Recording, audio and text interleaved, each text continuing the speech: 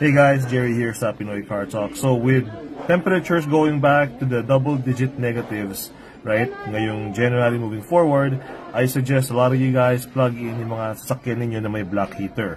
Okay? Now, the block heater cords are normally short and di sila aabot dun sa outlet na meron ka sa bahay mo.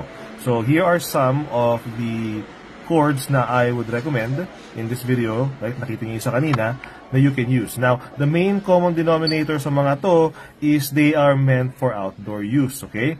Please do not use cords na kinuha mo lang sa loob ng bahay mo para magsaksak ng black heater, okay? You need to have special outdoor cords made for the Canadian winters, and they all have different varying prices. Depende sa gaano kahaba yung cord na gusto mo. So this one is the cheapest one that I could find, the block heater extension cord. This one is good for outdoors. That's gonna light up kapag nakasaksak siya successfully, yung black na yan, right? And if you look sa price point niya, it's less than $15 lang. Okay? So really cheap, really affordable.